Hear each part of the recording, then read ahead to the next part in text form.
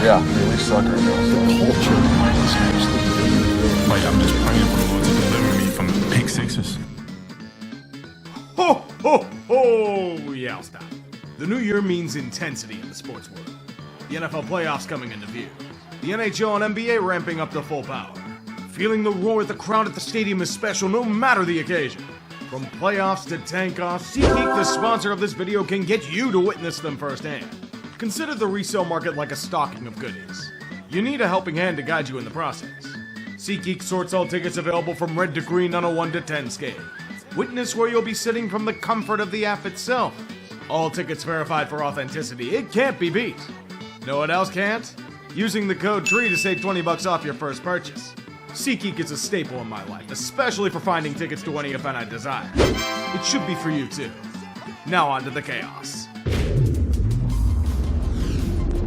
I've never heard of a team willingly flexing their game to Thursday night. Are you sure they're okay?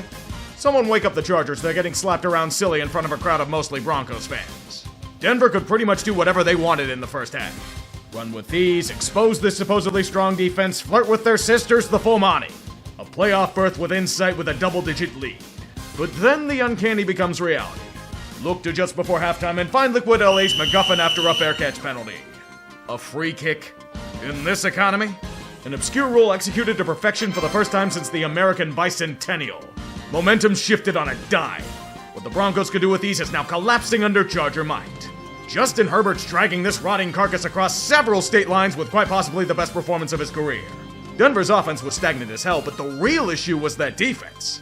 Getting gashed by a unit without J.K. Dobbins and a hobbled Gus Bus. And I was out here praising them for their efforts too. The only praise now comes in a punch to the gut. The bolt shocked the world, overcoming a slide to death itself to grant them victory over a hated rival. The ride didn't end for Denver, it simply lied dormant for maximum carnage, revealing the reality of schedule merchants unable to beat a team over 500. A chance to secure a playoff berth has been struck by lightning. Now beat the Bengals and we can forget about this humiliation forevermore. If not...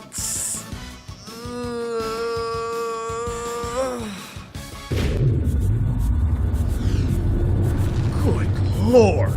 I knew the Texans were having a frustrating season, but this game may have taken the cake. Look, we all knew Kansas City was winning this one. Patrick Mahomes got a few healing spells done on his ankle and was good to go. All that happens thereafter is endless gaslighting. A fumble return for a Houston touchdown. You mean a roughing the passer call on Derek Barnett. This will totally be understood and in no way fuel rampant allegations of ref ball. At this point, I'm just expecting flags to fly when Kansas City messes up. They're mostly legit penalties too, which is the hilarious part. Throughout the game, the Chiefs do their thing and the Texans merely have to take it with extra brutality in the process. Nothing screams Houston season like Tank Dell catching an incredible ball for a touchdown to tie the game, while suffering a devastating knee injury in the process. Jesus Christ, the dude suffered a major knee injury last year and you give him another via friendly fire? CJ Stroud doesn't need any more misery to go with this slog of a year. This is pain so strong that it can be felt throughout several football worlds. And to add a dollop of shit on the torn ligaments, Fairbairn missed the extra points. Piss on their grave while you're at it. Houston could never recover from such devastation. They lose to the Chiefs' sorcery like many before them. When you suffer another demoralizing drive from Mahomes grinding out play after play, there's little you can do. Houston's made the playoffs, yes, but this all but sentences them to the 4th seed. Kansas City's one step closer to a first-round bye. I'm hoping for a twist from the scriptwriters. There better be one this year. The Ravens are 1-9 against the Steelers in recent history. Regardless of what they try or feature, Baltimore always finds a way to shit the bed against the black and gold. For any chance of winning the AFC North, this has to change now. Good news is that it did. It's almost as if unleashing King Henry to run wild across the plains will lead to success. He destroyed worlds with his feet once again. The Ravens' offense finally showed up against Pittsburgh. It technically was against a backup secondary, but Lamar will not be deterred nonetheless.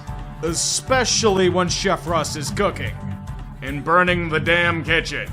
Brother, you have to remember your baseball career and fucking slide. Pittsburgh had plenty of chances to win, but were consistently undone by their own fuck-ups. Turns out when the bullshit doesn't go your way, it's hard to overcome it. Even with a healthy TJ, they couldn't stop the Ravens. But the chef has one final course for us. It's a one-score game and Lamar throws a pass foreshadowing what's probably going to happen to him in January. Pittsburgh could go down the field to tie. Or Wilson can throw one of the worst fucking passes of the season. Seriously, Russ, what the fresh hell is this? You were doing so well getting away from your Denver form, yet hand the game to the Ravens on a silver platter. Baltimore stays alive in the division race by finally playing up to ability against these fools. About goddamn time. See, that's not so hard to do against the Steelers, is it?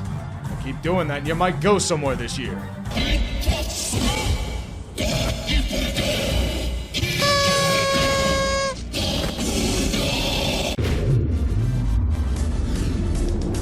Penix arrow will stand firm and erect in his debut. Immature enough poor taste? Same goes for the Giants. They're on a holy crusade in the name of suckitude.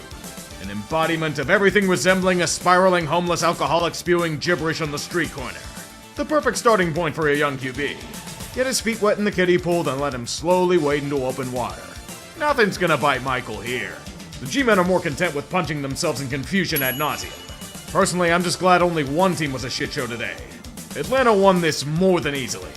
And it's despite Kyle Pitts shoveling a ball right to a defender's arms. Too little too late for them? Maybe, but it's still a lot better than the garbage we saw with Cousins. Enjoy eating his contract in the offseason. You can dangle it in front of John Mara and tell him it's the ghost of Eli. Bungles are trying everything in their power to prevent doctors from pulling the plug on their playoff hopes. Good news for them, Cleveland exists. Though the antidote's simply playing these games to collect paychecks. When you start fucking DTR, you aren't doing so to win. God's sake, they can barely nudge the ball forwards most of the time. We're out here pretending that no net yards of passing against a terrible defense is the best a team can do. Are the Browns just conditioning their fans for another year of Deshaun Watson sucking a QB? Of course, since he won. It's the modern Dan Marino against an offense programmed by AI. Allowed to coast by the third quarter. They may be in a medically induced coma needing 15 miracles to survive, but the Bengals ain't dead yet. If Burrow has to carry this team on his back to Denver, so be it. Every time I think the Titans can't get shittier in terms of their coaching and execution, they reinforce that they chose the wrong side in a power struggle. This team is terrabad. Good Christ above, what bender did their defense go on before this contest? So many missed assignments, coverages, and reads they'd have been held back from first grade. Indy was literally a one-dimensional offense. He didn't even need to pass. Jonathan Taylor rushed for over 200 yards and barely broke a sweat. He even held onto the ball this time. Tennessee surrendered 335 yards of rushing. The Colts crushed this team to dust by trampling them to death over and over again. So why the hell was this a one-score game? You were up 38-7, boys. The fact that it even got this close against a team as god-awful as the Titans proves how horrible Indy is this year. A nail-biter against them? Really? If they make the playoffs, I don't know whether to laugh or burn things. Detroit may be reeling from injuries throughout the roster, but they don't need to worry here. It's the Bears. They're mumbling in the corner, drooling on themselves, spinning in circles. And even then, that might be putting it nicely. When Goff and his army show no mercy to the poor fools conscripted to defend it, there will only be valiant boasting and taunting from the Motor City. They were straight up trolling these fuckers all game long. Giving so few fucks they faked botching a handoff with the running back tripping and delivered a strike to Sam Laporta. And that's how seriously you should take the Bears. As respectable as a dead galley slave. With the offense humming like a bird, this one was as easy as slicing pie. Maybe Aaron Glenn was right. There isn't much to fear here. The real test comes in a few weeks, though. Prepare yourselves accordingly. Former times when Aaron Rodgers would play Matthew Stafford, it'd be an offensive showcase. It wasn't anything like that today. LA's offense would sputter for the most part. And the first half would be agony for anyone in attendance, but they simply had to wait this one out. Great news, Jets fans, you didn't punt the ball today. It may have resulted in only 9 points, but New York witnessed the transformation from agony to comedy. Endless butt fumbling on the field of play emphasizing the horrors of what are the 2024 New York Jets. Turning over the ball on downs 3 separate times. Aaron Rodgers burned at the stake as if his opponent's an offensive line are Ryan Clark sympathizers. Then add another turnover on downs to that. finally miss a field goal for good measure. New York, you didn't pray enough for Anders Carlson. Honestly, the Rams didn't even do much, yet they never needed to. New York was sitting there beating themselves the whole damn time. They're gonna get the worst punishment possible.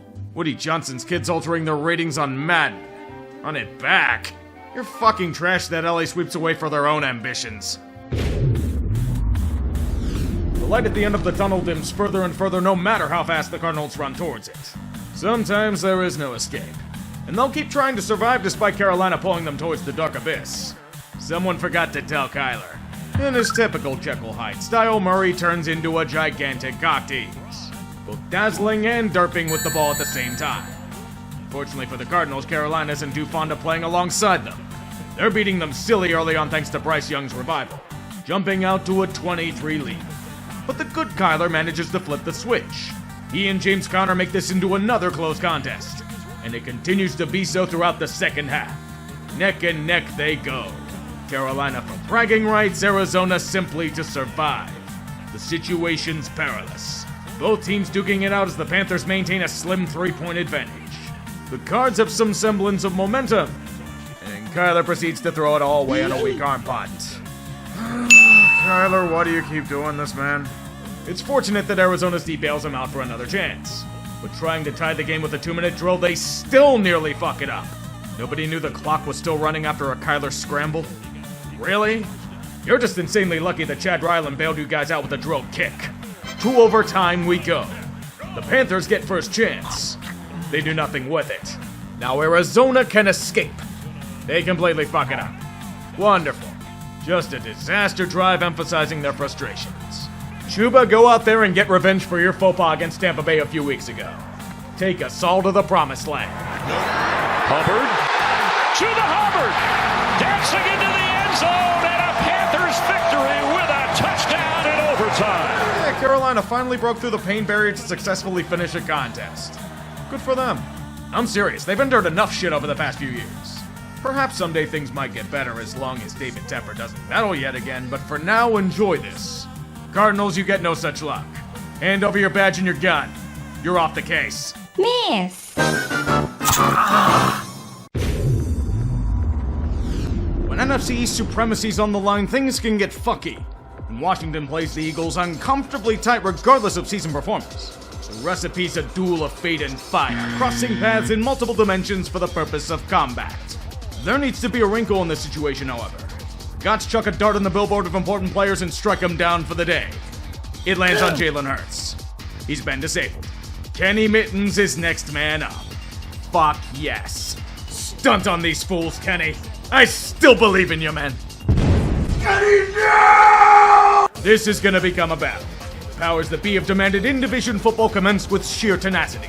No matter what the Eagles try to do, the commies grab at their leg and won't be shaken off. Washington's gonna keep this tight. And if Philly wants to stake a claim for the number 1 seed, they'll have to earn it. The fortunate thing for them is that they are. The commies keep fucking the ball. Philly does little with them, but if Washington wants to imitate the great leap forward, so be it. Up by 10 in the third, another fumble by Washington makes it a perilous situation. Things are getting a bit too lopsided. Time to throw another dart on the billboard. Chauncey Gardner-Johnson, you've been ejected. Let's just say it's because of multiple unsportsmanlike conduct penalties. Even when he's getting his helmet launched off his face. Talking endless shit hurts the zebra's feelings. And the wheel of discipline awaits. Jaden Daniels also awaits their supposedly elite secondary. Without CJ/GJ, they're being exposed in the raw flesh. Broken coverages, busted plays, the gamut. So what happened to the hype? Big play Slay? Quintanamo Bay? White boy summer? Because it seems to me the only reality is Jaden Daniels pissing on your face.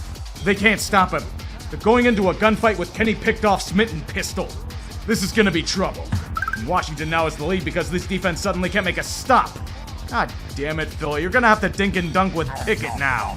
Thank the Lord Jake Elliott managed to get his leg aligned in time, but this is way too close for comfort. Oh, thank God Reed Blankenship pretty much ended Washington's hopes and dreams. This is the endgame, boys. Just convert this third down and you're good. 4th down's an option. He'll look to throw. He's got Smith that struggled and drops. Drop that? Thought you were done with this shit, Philly.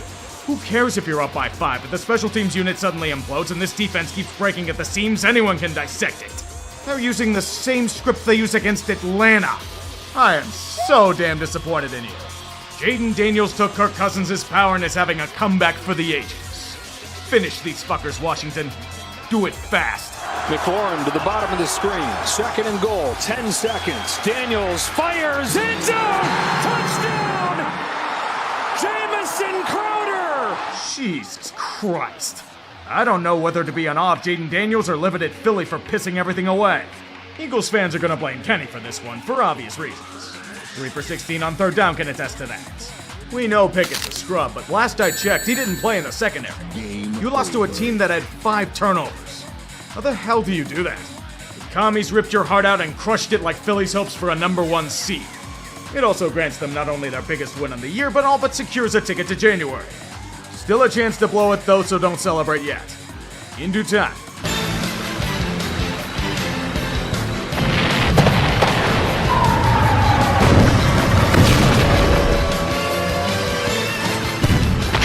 Thousands of centuries of evolution. The cavemen who survived predator, foe, and brutal conditions fought tooth and nail to deliver this abomination to our doorstep. You can call this matchup many things. Football is not one of them. We had 2 teams to pick what was apparently supposed to be the sport, but it was like a 2-year-old playing the piano, slamming keys for the hell of it. Sadly, someone had to win, and today it was the team with the most to lose here. The Raiders can't do anything right. They're a garbage team that inverts Al Davis's trademark saying, but when it's beneficial to lose, then they beat an opponent. They desired defeat, but Jacksonville outsucked them in the art of failure. And there's only one sarcastic cry from their fan base.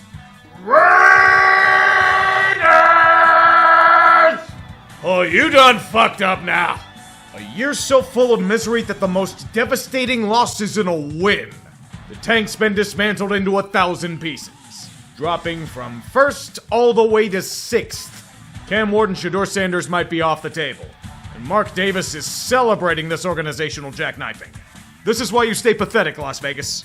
You lost the number 1 pick, but locale of the week is absolutely in view. Antonio Pierce truly is the greatest Giant. He made the greatest play for that team in his career. Fantastic news for them. Is it just me or did Buffalo look sluggish? A team as out of sorts as New England should have no business being anywhere close to what's being hyped as a Super Bowl contender. Nobody was foolish enough to believe the Patriots were winning this one. Even after being spotted a 14-point handicap to start, it was a matter of time until the Bills circle the wagons and start shooting like it's the Boston Massacre. And it never really happened like that. Josh Allen was just off today. He wasn't his usual self. And it did turn out that he picked up an injury to his throwing hand, so it's a touch concerning moving forward. James Cook had to pick up the slack, and he literally carried this team to the win. New England does have some positives, mainly the guy behind center that needs any kind of help imaginable, but this shouldn't have been anywhere close. Maybe it's just one of those weeks. A win's a win, and I'm probably overthinking things, but I just can't shake it. Keep winning, and we'll just call it a speed bump. Let's move on. These 2 teams are on the brink of death. Let's make this one fun for the crowd. Make them play on a tightrope, over top a burning pit of lava with fire dragons jumping out ready to feast on the fallen. Perhaps it'll be another running back like the 4th stringer the Niners are now forced to start. That's pretty much San Francisco's season. A world-class sprinter forced to be cut off due to a gangrenous foot. I'd recommend applying for handicapped parking since that's the only thing you'll be doing come January. Miami knows the stakes, not only taking a lead early, but staying ahead. The Niners just can't get that spark back. Flame's gone, and any attempt to try and rekindle the fires are in vain. It had been over sooner, but Tyreek Hill kept dropping passes for some inane reason. While these 2 teams hang on for dear life, Devon Achan's running sprints up and down the rope. He had himself more than a career day, he had a season-saving one. The Dolphins, even if it's futile, stay alive for at least one more moment. Out of all the outcomes of 2020 2.0, San Fran just goes out sad. Their offense fading to a whimper, being unable to break Miami's rain-soaked grip on the field of play. Now comes an offseason where they may be absolutely fucked. The team bought a white elephant. Deep questions need to be asked about the team and executive branch assembled. Hoping for a final surge to greatness, but instead getting the equivalent of Trey Lance. Miss!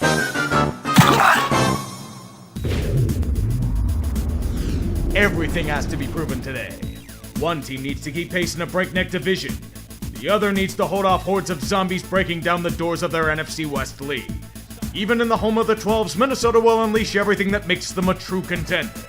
I hear every time Sam Darnold throws a good pass, Adam Gase loses his mind just a little bit more. Perhaps Seahawks fans are also losing their mind.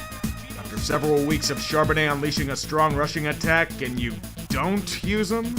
Hey, Nine's back, sure, but they ran Julian Love earlier than Charbonnet. Their offense is a healthy dose of Geno and more Geno, which is enough to make it a close contest. Yet it feels like Seattle isn't playing the full potential, and you can't do that against these Vikings. Sure, the Seahawks have the lead in the middle of the fourth because they managed to run the ball for once. Also, thank you very much, Geno Smith, but Seattle's caving again. A sack undone by a defensive face mask. God damn it. Here comes Sam Darnold with the punishment. Off play action. Stepping up. Launching downfield. And it is caught! Twisting, turning, touchdown! Jefferson! Minnesota's back in front! Jesus, Sam, there's no need to be that deadly on one leg. That bomb pretty much won them the game. At that point, Brian Flores threw the damn house at Geno and they couldn't recover. A missed 60-yard kick out of desperation and a Geno pick in desperation. Just make Kevin O'Connell coach of the year. Minnesota's fighting through everything thrown at them and now has a chance at the number 1 seed in Week 18. Unbelievable. And a testament to resilience in the face of fear itself. They could have broken but refused and are being rewarded. But Seattle might have lost a chance in January with this one. It's still a possibility, but the Rams have strength of victory all but in hand. It's gonna be a challenge moving forward. Better hope the Cardinals want to play spoiler against them next week. It's so damn Cowboys to finally start showing up and balling out the moment there's nothing to play for. Even against a team that has everything to lose in the Buccaneers, Dallas will bring them to heel with their goddamn B squad. Fantastic, now the defense shows up. Now Cooper Rush goes back to his heroics as a backup wonder boy. The Bucs are without Antoine Winfield and more on defense, but why is this screaming Todd Bowles being outfoxed in every sense of the word? CeeDee Lamb went ham against them in the first half. Even as the chances were there for Tampa to take hold of the game, they just can't overcome a relentless Cowboy assault. And especially if Baker gets forced into throwing arm punts late in the contest. Yet there's still a chance. Dallas is forced into a 3-and-out.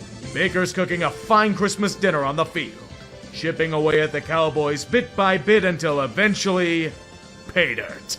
A touchdown to put them only down by 2. Better yet, another 3-and-out by Dallas forces the issue. And we know Baker's gonna will them with everything he has. Cowboy the pressure look. Showing the pressure. Here it comes in the back. Jordan Lewis got there. Mayfield pitches it forward. Somehow he got it to White. Rashad White gets a gain out of that. The ball taken away by the Cowboys.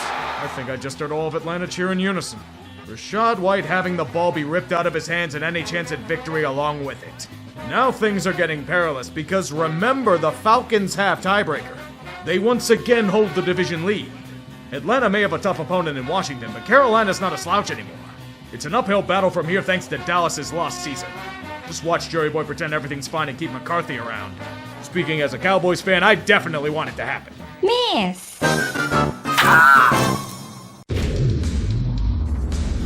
3 words. Belt to ass.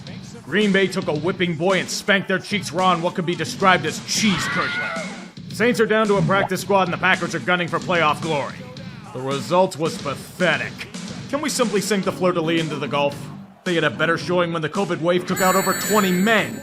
Josh Jacobs took out about as many players on his own tonight. A team slaughtered by wild beasts the moment they stepped onto the field. It was the first shutout of the season and it felt even worse than that. Remember when the Saints were 2-0? Remember that high-flying offense against weak defensive units? Oh, what a mirage those performances were. No blame injuries, but even without them, the Saints are a 9-18. Accept it. Kicking the can down the road has reached its dead end. The worst part is that they'll run it back again for the same shit. Miss. A hearty congratulations to Green Bay on the easiest win they'll probably get in franchise history.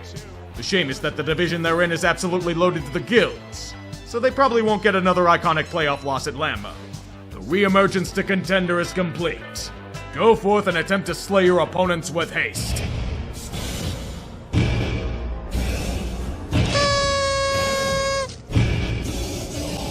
The time has come to crunch.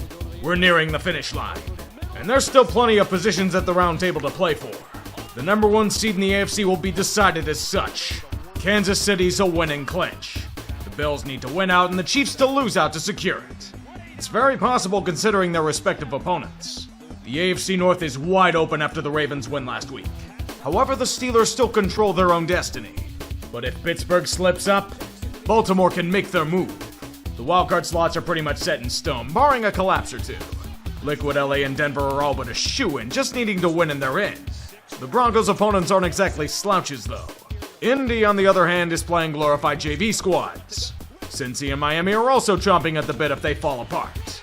The NFC East is still in play after Philly's shocking upset at the hands of commies, but they aren't gonna blow this, right? But the NFC North and number 1 seed are intertwined. Lions and Vikings battling it out in the Great War of Life. Take a guess who plays one another in Week 18. This is where both are probably going to be decided. A curveball's been thrown into the NFC South. Tampa's loss and Atlanta's win make it all but a coin flip. But the Falcons have tiebreakers, so the Bucs are going to need help. LA now has firm control over the NFC West, especially since they have tiebreaker.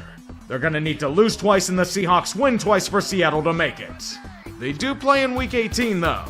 Washington's pretty much got the last NFC wildcard spot, so the options are dwindling. Don't be left out in the cold, NFL world, lest you suffer the greatest humiliation. Don't get eliminated! Bring out Jadid! Unit lost. Bring out Jadid! Unit lost.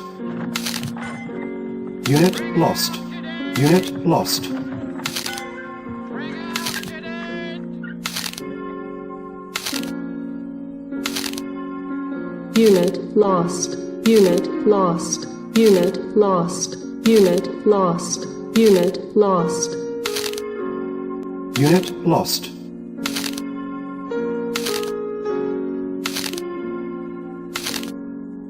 Unit lost. Unit lost. Unit lost.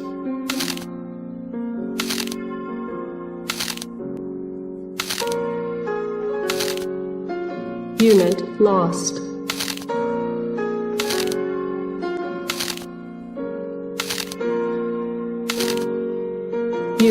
lost. Unit lost. Unit lost.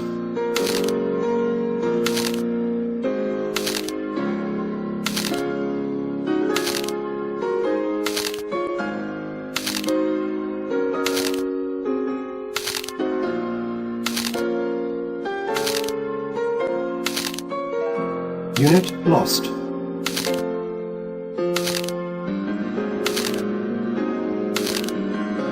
Unit lost. Unit lost. Unit lost. Unit lost. Ah, thanks very much. Oh, Joel. See you on Thursday. Right. From an injury perspective to really every avenue. 1st and 10. Another big run. There he goes. He's got wide open space. A-Chan with an A-plus effort and a touchdown by Miami. 50 yards.